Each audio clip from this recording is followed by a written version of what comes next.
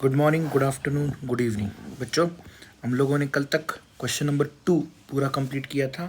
आज हम लोग क्वेश्चन नंबर 3 एक्सरसाइज 1.1, देखो हमारे पहले चैप्टर की फर्स्ट एक्सरसाइज 1.1 का हम लोग क्वेश्चन नंबर 3 कर रहे हैं। अब तक मानो देखो मैंने पूरा सम्स मतलब जितने भी सारे सम्स है एक्सरसाइज में उसके ऊपर लेक्चर्स बनाए हुए हैं, ठीक है। सो आई होप आपको वो देखने चाहिए। चलो let us come towards this part now. अब आते हैं क्वेश्चन नंबर 3 पे। क्वेश्चन नंबर 3 सेम क्वेश्चन ही रहेगा हर जगह, differentiate with respect to x, ठीक है। तो देखो पहला पार्ट ये दिख रहा है आपको और दूसरा पार्ट ये दिख रहा है। इसके अंदर दो क्वेश्चन है। ध्यान से देखो तो x square plus 4x plus 1 ये एक क्वाड्रेटिक फंक्शन है और x cube minus 5x minus 2 ये एक क्यूबिक फंक्शन है। लेकिन इनके ब्रैकेट के ऊपर 3 लिखा हुआ है और इसके ब्रैकेट के ऊपर 4 लिखा हुआ है। तो ध्यान से अगर देखा जाए तो ये बन जाते हैं कंपोजिट फंक्शन। क्यों क्यों कंपोजिट फंक्शन बन जाते हैं? देखो अभी हम लोग इसे सॉल्व कैसे करेंगे। ये वाला पूरा पार्ट बन जाता है समथिंग और x रेस टू n का फॉर्मूला, माने 3 जो है वो n है, ठीक है। और यहाँ पे 4 जो है वो भी n है। लेकिन ये एक अलग क्वेश्चन और ये एक अलग क्वेश्चन ट्रीट करना है। क्यों? क्योंकि बीच में है प्लस और हम लोगों ने रूल्स में देखा था। My dear friends, we did see in the rules, अगर दो फंक्शंस एक दूसरे से ऐड या सब्सट्रैक्ट है तो हमें उन्हें सेपरेटली डिफरेंशिएट करना पड़ेगा, ठीक है। इररिस्पेक्टिव ऑफ देयर साइंस, उनके साइंस प्लस हो या माइनस हो हमें फ़र्क नहीं पड़ता है। हम दोनों को अलग अलग से डिफरेंशिएट करेंगे। तो वही मैंने किया है यहाँ पे। ध्यान से देखो पहला लिखा है step differentiate with respect to x on both the sides. क्यों? क्योंकि यहाँ पे कोई सिंप्लीफिकेशन नहीं होता। फिर मैंने दोनों जगह पे डी बाई डी एक्स लगा दिया, ये साइड में भी और ये साइड में भी, ठीक है। फिर तीसरा स्टेप मैंने इनको अलग कर दिया। ध्यान से देखो ये एक क्वेश्चन बन गया मेरा और ये एक क्वेश्चन बन गया, ठीक है। अब मैं सॉल्व करूँगा तो ये पूरा बन जाएगा मेरा x raise to 3। X cube का डिफरेंशिएशन क्या होता है? 3x स्क्वायर, तो ये बन गया 3 समथिंग स्क्वायर, ठीक है।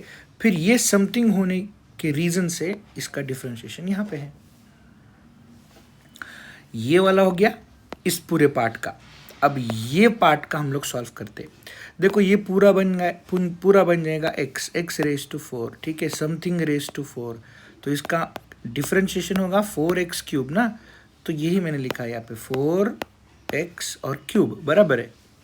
फिर इस x का मतलब ये समथिंग है ना, पूरा x नहीं है, समथिंग है, तो इसका डिफरेंशिएशन यहाँ पे। अब अगली स्टेप में हम लोग इस पूरे पार्ट को कांस्टेंट रखेंगे और सिर्फ इसका डिफरेंशिएशन करेंगे। सिमिलरली प्लस को प्लस लिखा, ये जो प्लस है ये यहाँ पे है, ठीक है। फिर इस पूरे पार्ट को कांस्टेंट रखेंगे और इसका डिफरेंशिएशन करेंगे। देखो ध्यान से देखो ये पूरा पार्ट ऐसे के वैसे रह गया। X square plus 4x plus 1 का डिफरेंशिएशन अगर देखना है आपको तो देखो एक्स स्क्वायर का डिफरेंशिएशन 2x और 4x का 4, क्योंकि 4 कांस्टेंट है उसे बाहर निकालेंगे और अंदर बचेगा x का डेरिवेटिव 1 होता है, तो 4 आ गया इसका आंसर, ठीक है। सिमिलरली ये पूरा पार्ट कांस्टेंट, इस पूरे पार्ट का डिफरेंशिएशन यहाँ पे निकाला है मैंने, ठीक है। एक्स क्यूब का डिफरेंशिएशन 3x स्क्वायर और माइनस 5x का डेरिवेटिव -5।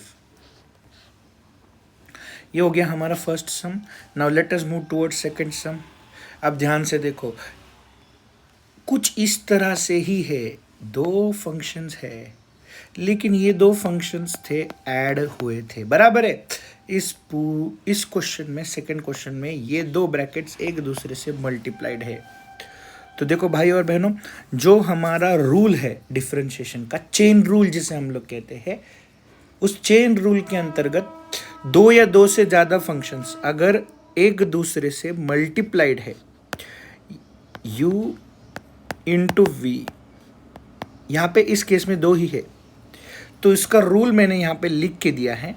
ये रूल कुछ इस तरह से है, u को हम लोग एज इट इज़ रखेंगे, v का डिफरेंशिएशन करेंगे, फिर प्लस v को एज इट इज़ रखेंगे और u का डिफरेंशिएशन करेंगे। अब मैं 2 मिनट के लिए जो पार्ट एज इट इज़ रखने वाला हूँ उसको कांस्टेंट बोलता हूँ, ठीक है। कांस्टेंट मतलब उसको वैसे ही रखना है, एज इफ नॉट कि बाबा उसका डिफरेंशिएशन 0 है। ये नंबर वाला कांस्टेंट अलग है और ये शब्द जो कांस्टेंट में बोल रहा हूँ वो अलग है। ध्यान से समझने की कोशिश करो। चलो एज इट इज ही बोल लेता हूँ, कांस्टेंट देखने की जरूरत ही नहीं। देखो u as it is differentiation of v plus v as it is differentiation of u। ये स्टेप समझ में आ गया। ये कब करना है? जब दो या दो से ज्यादा फंक्शन एक दूसरे से मल्टीप्लाइड है। ठीक है सर, अगर दो से ज्यादा हो, तीन हो, तो क्या करना है? मतलब in case of u into v into डब्ल्यू व्हाट डू वी डू? आगे देख लेंगे बेटा, डोंट वरी।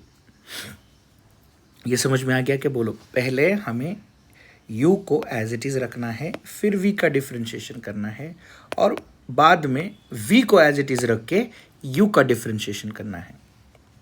ठीक है, पहले मैंने क्या किया है देखो बेटा, ये जो पूरा ये जो पूरा कॉम्पोजिट फंक्शन है, इस पूरे कॉम्पोजिट फंक्शन के, ये दोनों भी कॉम्पोजिट फंक्शन है, इनका डिफरेंशिएशन मैंने अलग से निकाल लिया है यहाँ पे, ताकि आपको समझ में आ जाए।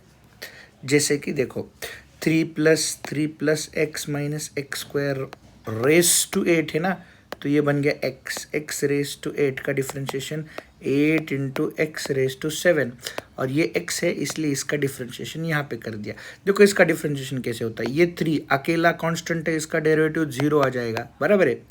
इस x का डेरिवेटिव 1 आ जाएगा, माइनस, ठीक है, माइनस x² का डेरिवेटिव 2x, तो ये आ गया 1 - 2x जो मैंने यहाँ पे लिखा है। और सिमिलरली अगर मैं इस पार्ट का डिफरेंशिएशन करूँ, ये वाला पार्ट जो हमारा v है या फिर u है, ठीक है, ये जो u है इसका डिफरेंशिएशन में अगर कर लो बाजू में, तो इसमें भी ये x बन जाएगा x रेस टू 5 का डेरिवेटिव क्या होता है 5 × x रेस टू 4, तो वही लिखा है 5 × समथिंग रेस टू 4। फिर ये समथिंग इसका डिफरेंशिएशन करेंगे, 1 कांस्टेंट है इसलिए इसका डेरिवेटिव 0 और 4x का डेरिवेटिव 4, तो 0 + 4 = 4, इसीलिए मैंने यहाँ पे 4 लिखा है। ठीक है, फिर इसको एक साथ हम लोग लेके आएंगे एज पर द रूल। देखो u कांस्टेंट, v का डेरिवेटिव, v कांस्टेंट, u का डेरिवेटिव आ गया। फिर इसमें से जो कुछ कॉमन निकलता है वो मैंने यहाँ पे कॉमन निकाला है, बाकी कुछ नहीं किया है। ठीक है, क्या क्या कॉमन निकलता है ध्यान से देखो, ये 3 + x - x² रेस टू 7 है, मतलब ये 7 बार है, और यहाँ पे 3 + x - x² कितनी बार है 8 बार है, तो दोनों पार्ट में से हम लोग 7 बार कॉमन निकाल लेते हैं। ठीक है, एक और चीज़, 1 + 4x रेस टू 5 कितनी बार है, यहाँ पे 5 बार है, और यहाँ पे 1 + 4x रेस टू 4 4 बार है, तो ये 5 टाइम्स है, ये 4 टाइम्स है, तो मैंने 4 टाइम्स कॉमन निकाल लिया है, और एक नंबर बाहर निकलेगा। देखो जैसे कि यहाँ पे 8 है और यहाँ पे 4 है, तो 4 कॉमन निकलेगा, अंदर बचा हुआ अनकॉमन है पार्ट है। ठीक है, अब आते हैं थर्ड सम की तरफ। देखो बेटा इसमें u/v रूल है। u/v रूल मतलब क्या, देखो ये u और ये v है, जब दो फंक्शंस एक दूसरे से मल्टीप्लाइड होते हैं उसका क्या होता है, हम लोगों ने पिछले सम में देखा। इस सम में हम लोग ये देखेंगे जब दो फंक्शंस एक दूसरे से डिवाइड होते हैं। ध्यान से देखो, तो ये एक फंक्शन है u और ये दूसरा फंक्शन है v। ठीक है, तो इसका डिफरेंशिएशन का रूल कैसे होता है, डिनोमिनेटर कांस्टेंट, न्यूमरेटर का डेरिवेटिव, फिर बाद में माइनस न्यूमरेटर कांस्टेंट, डिनोमिनेटर का डेरिवेटिव। इसको हम लोग u v के फॉर्मेट में बोलते हैं। ध्यान से देखो, u न्यूमरेटर है और v डिनोमिनेटर है, तो कुछ इस तरह से बनेगा ये v कांस्टेंट u का derivative minus u constant v का डेरिवेटिव, वाइस वर्सा है ना, अपॉन v²। देखो मैं फर्क समझाने की कोशिश करता हूँ आपको, वो कैसा था, u कांस्टेंट v का derivative plus v constant u का डेरिवेटिव, बराबर है, u इंटू v रूल था, लेकिन ये कैसा है, v कांस्टेंट u का derivative minus u constant v का डेरिवेटिव। इसका मतलब क्या, यहाँ पे u को कांस्टेंट रखना है, यहाँ पे v को कांस्टेंट रखना है, शुरुआत यहाँ पे प्लस है, यहाँ पे क्या है माइनस है, और लेकिन इसके नीचे v का स्क्वायर भी है। ठीक है, डिनोमिनेटर ये वाला पार्ट एक्स्ट्रा है, तो वही करेंगे हम लोग। पहले मैं क्या कर देता हूँ, ध्यान से देखो, मैं पहले इन दोनों का सेपरेट डिफरेंशिएशन निकाल देता हूँ। ये तो सिंपल फंक्शन है x जिसका डिफरेंशिएशन 1 होता है, लिखा है मैंने, देखो ये। और ये जो है √7 - 3x, ये कंपोजिट फंक्शन में जाएगा क्योंकि अंडर रूट के अंदर होना चाहिए x, लेकिन कुछ अलग है, इसीलिए अंडर रूट समथिंग का डिफरेंशिएशन होता है 1/2 रूट समथिंग, ठीक है। तो 1/2 रूट समथिंग इज 7 - 3x। इस पार्ट का डिफरेंशिएशन करेंगे हम लोग, तो देखो बेटा 7 का डेरिवेटिव 0 है क्योंकि अकेला कांस्टेंट है, और -3x का डेरिवेटिव -3, तो ये -3 मैंने मल्टीप्लाई कर दिया यहाँ पे, तो ये बन गया -3/2 √7 - 3x। दोनों का अलग अलग डिफरेंशिएशन कर लिया। ध्यान से देखो, x का डिफरेंशिएशन 1 है, और ये पूरा पार्ट जो √7 - 3x है उसका डिफरेंशिएशन -3/2 √7 - 3x, ये आ गया। अब ये रूल इस्तेमाल करते ये वाला, ठीक है, ये मैंने अगले पेज पे किया है, ध्यान से देखो। v कांस्टेंट, u का differentiation minus u constant, v का डिफरेंशिएशन लिख दिया मैंने ये पूरा, देखो, अपॉन v का स्क्वायर, v माने √7 - 3x है उसका स्क्वायर, ठीक है।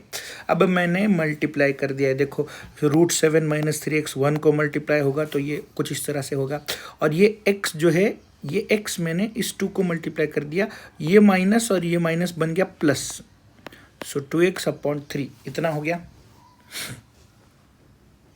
अब आते हैं इस पूरे पार्ट को हम लोग इससे मल्टीप्लाई करने वाले हैं, तो ये कुछ इस तरह से देखो √7 - 3x will be multiplied to 2 × √7 - 3x। देखो ये और ये पूरा सेम है, दोनों सेम है, तो under something into under something becomes something, तो ये रूट निकल गया, तो ये बन जाएगा 7 - 3x, और जो बचा हुआ 2 वो 2 यहाँ पे है, किधर है, हाँ 3 है, सॉरी, ये जो बाहर वाला 3 था ये 3 है, और ये root something into root something becomes something, और ये 2x अकेला क्योंकि इसके नीचे कुछ नहीं मतलब 1 है, तो 2x 1 को मल्टीप्लाई होगा, और ये पार्ट एज इट इज, यहाँ पे 2 नहीं है बेटा, यहाँ पे 3 है, ठीक है। एक चेंज कर देता हूँ इसमें से छोटा,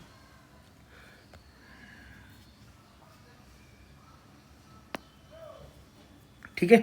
देखो कुछ इस तरह से है, ये वाला भी 2 कैंसिल हो जाएगा, ठीक है, ये वाला भी 2 कैंसिल हो जाएगा, तो यहाँ पे क्या लिखना पड़ेगा, हम लोगों को लिखना पड़ेगा 3, क्योंकि ये 3 है ना, ये 3 लिखना पड़ेगा, यहाँ पे 3 लिखना पड़ेगा, यहाँ पे 3 लिखना पड़ेगा, ओके, अंडरस्टूड।